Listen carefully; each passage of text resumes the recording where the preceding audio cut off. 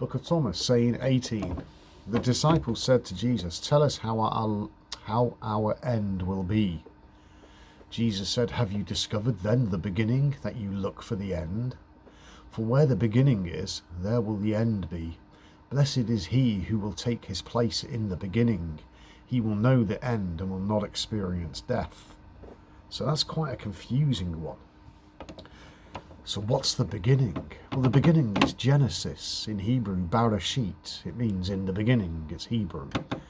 So when you're reading the Bible, and it talks about the serpent going into the garden and talking to Eve, and then Eve influencing Adam. Eve is the subconscious, and she influences Adam, the man, the intellect, the mind. That's the beginning, right there. So if you haven't had that experience yet, you haven't even got to the beginning. So how do you raise the serpent? How do you raise the Kundalini? You cannot do it. You think that you can raise it up with your mind. You can't. You have to put your mind away, which is meditation. And the spirit does it. Consciousness raises it. Your mind is not consciousness. It's just a story. It's the soul. And the soul is bound to this earth. And it will stay with the earth. It belongs to the earth. It's an earth story, a heart story. It's a good story. It's the archetypal hero story. Or the fool's errand. You choose. So tell us how our end will be, asked the 12 disciples. When I meditate, and sometimes even when I just close my eyes, I can see a circle of 12 dots of light. Those are the 12 cranial nerves going into the stem of my brain. So I can see them, the 12 disciples. So I'm watching them. So who am I? Well, you're no longer the story, are you? The story is earthbound. But the spirit is not bound. It's the spirit that makes you free.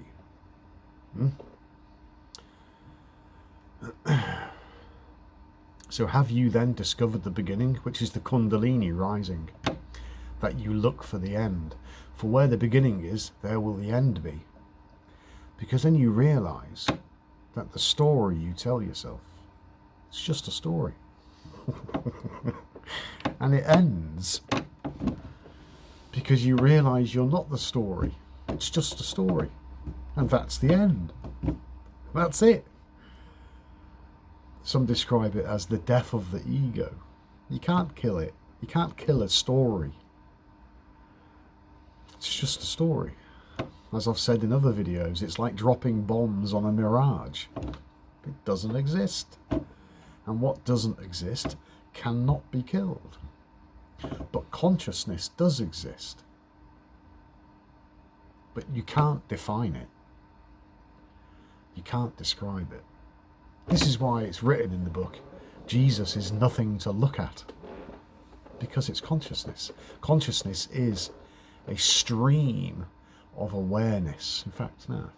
It's an ocean of awareness that streams through you.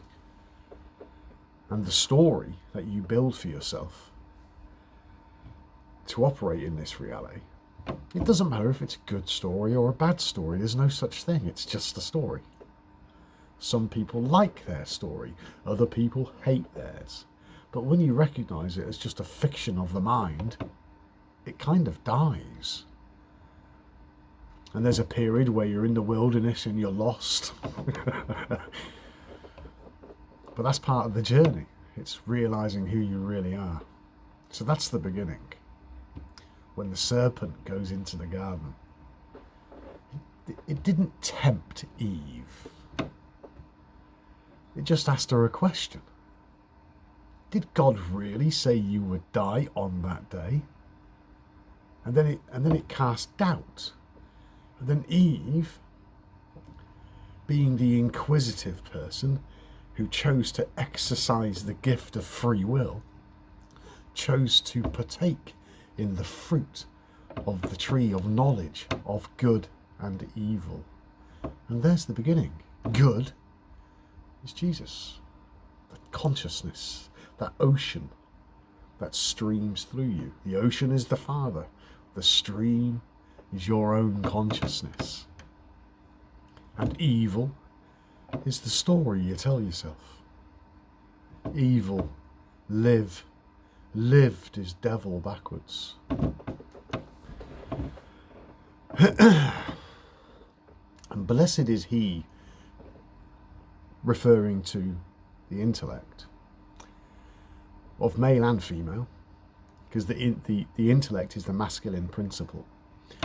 He will take his place in the beginning. He will know the end and will not experience death. Now, those of you that have that have been blessed with the Kundalini experience will understand this. Those of you that want to have it may understand what I'm saying, but you haven't had the experience yet. That will come. Clean your house, meditate, empty your cup, let the Spirit come in, let it work through you. You see? So that was saying 18, Book of Thomas.